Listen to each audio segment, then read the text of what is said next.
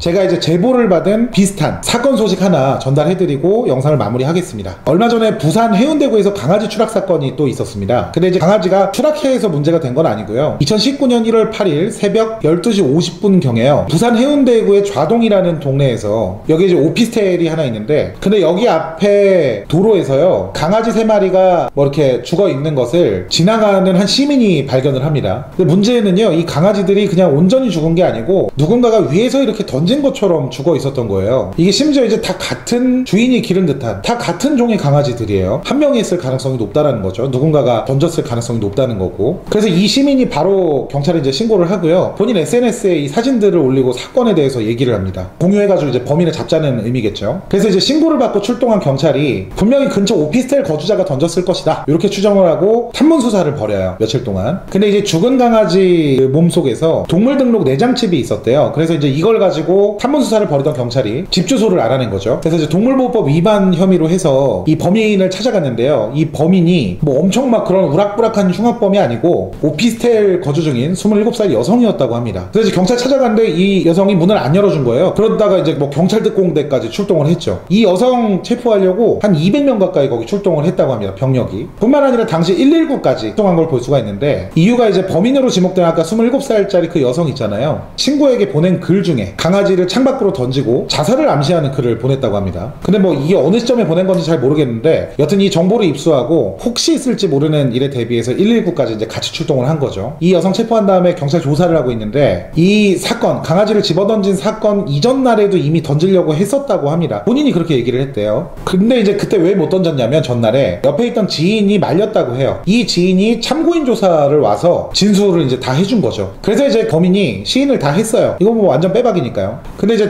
구체적인 경위가 생각이 안 난다, 이렇게 나온 거죠. 그러니까 던지긴 했는데 어쩌다든지 잘 기억이 안 나, 이렇게 얘기를 한 거죠. 자, 아까 요까지만 봐도요, 그 이후의 상황이 조금 뭐 예상이 됩니다. 당연히 약간 뭐 정신과적인 얘기를 하지 않았을까라고 생각을 했는데, 네, 맞습니다. 범죄를 일으킨 여성이요, 예상대로 뭐 굉장히 극심한 심리불안 증세를 보이면서 인근 병원에서 또 심리치료를 받고 있다고 합니다. 이게 잘 아시겠지만은 심신미약의 경우에, 그러니까 정신적으로 조금 문제가 있다라는 판정을 받은 경우에는 이게 처벌할 때 좀 감형 사유가 되죠, 우리나라는. 강서구 PC방 살인 사건을 기점으로 법이 조금 더 강화가 되긴 했는데, 과거 같은 경우에는 이 심신미약의 경우에는 감형을 해야 한다라고 이제 규정이 돼 있는데, 얼마 전에 이제 법이 개정되면서 감형을 할 수도 있다라고 지금 바뀐 상태라고 해요. 지금 이제 이 문제 가지고 청와대 청원까지 지금 뭐 서명이 일어나고 있는 걸로 알고 있는데요. 이 부분은 아마 정상적인 그 법 집행이 이루어진다면 정상 참작이 과연 이루어질까? 하긴 뭐 저기 얼마 전에 버닝썬 얘기하면서도 경찰에 공권력과 관련된 얘기를 했지만 그런 일이 벌어지긴 하니까, 여튼 뭐 사건을 좀 주목할 필요는 있겠네요. 어떤 식으로 처벌받는지. 근데 이제 제가 얘기하고자 하는 거는 이 심신미약 처벌된 규정을 뭐 강화해야 된다, 이런 얘기는 아니고요. 아까 전에 제가 이제 동물보호법 얘기했잖아요. 다시 한번 말씀드리지만 저는 동물 애호가는 아닙니다. 그리고 강아지를 특별히 다른 동물보다 훨씬 더 사랑하거나 좋아하지는 않아요. 다만 동물보호법은 강화돼야 한다는 입장입니다. 제가 지금 소개해드린 이런 해운대 강아지 추락 사건 같은 경우에도 범죄자가 심신이 불안하다라는 이유로 희생양으로 삼은 게, 이게 이제 조금 전까지도 자신을 향해 꼬리를 치면서 쫓아다니던 자기 강아지죠. 그러니까 아무 힘도 없고 아기도 없는 생물이잖아요. 근데 이런 동물들을 학대하는 행위는요, 대상이 이제 동물인 거를 떠나서 자기보다 확실하게 약한 상대를, 이 약한 대상을 상대로 생명을 유린하는 굉장히 비겁한 범죄입니다. 이 동물보호법이요, 말은 동물을 보호하는 법인데요, 자세히 살펴보면은 결국에는 인간을 위한 법이에요. 1991년도에 이 관련법이 제정이 됐거든요, 우리나라에서는. 법을 만들 때의 취지 자체가요, 동물의 생명과 안전을 보호함으로써 결국에는 국민의 정서 함양을 위해 이바지한다, 이게 지금 동물보호법의 취지란 말이에요. 물론 이후 뭐 개정을 거치면서 동물의 생명 보호와 복지 증진과 관련된 내용이 좀 추가가 되긴 했지만, 국민의 정서 함양에 이바지한다라는 이 법의 목적은 변함이 없어요. 똑같이 지금도 존재합니다. 포털 보다 보니까 어떤 부분은 이제 관련 기사에 사람 사는 세상에 뭐 내가 동물까지 챙기고 살아야 되냐 뭐 이런 글들도 봤는데요. 제가 다시 말씀을 좀 드리자면, 그런 생각을 가지신 분들이 있다면, 동물보호법은 물론 동물을 보호함이 목적이지만 동시에 그 목적이 이 사람의 정서 함양에 이바지하기 위한 목적을 가진 그런 법이라는 얘기입니다. 제가 좀 전에 말씀드렸던 두 가지 사건만 보더라도 저는 이제 동물 애호가가 아니라고 좀 전에 2번이나 말씀을 드렸죠, 이 영상에서. 그냥 뭐 어떠한 뭐 강력한 입장을 갖고 있지 않은 그런 일반적인 그냥 저 같은 사람일지라도 지금 이 콘텐츠 준비하면서 사진이나 영상, 기사 이런 것들을 좀 읽어야 되는 행위 자체가, 그냥 그런 것들을 좀 접해야 되는 행위 자체가요, 거예요. 굉장히 스트레스였어요. 사실 요걸 좀 알려드리면서 제가 이제 요 얘기는 한번 해야겠다라는 생각이 들어서 좀 준비를 했습니다. 그냥 뭐 사람이니까 그런 감정들 느낄 수 있잖아요. 불편하고 스트레스 받아요. 그러니까 정서적인 함양에 이바지를 해야죠, 이 법이. 그러려면 저는 이런 일들이 일어나지 않도록 법이 강력하면 당연히 그런 사람들이 줄어들 거라는 생각을 합니다. 그러니까 제발 이런 뭐 우리들의 정서적인 함양을 위해서라도 좀 관련법이 좀 강화가 빨리 돼서 더 강화가 돼서요, 이런 끔찍하고 좀 비겁한 일들이 좀 안 일어났으면 좋겠네요. 오늘 영상은 그럼 이만 마치도록 하겠습니다. 저는 조만간 다른 영상으로 찾아뵙겠습니다. 감사합니다. 도영 선생이었습니다.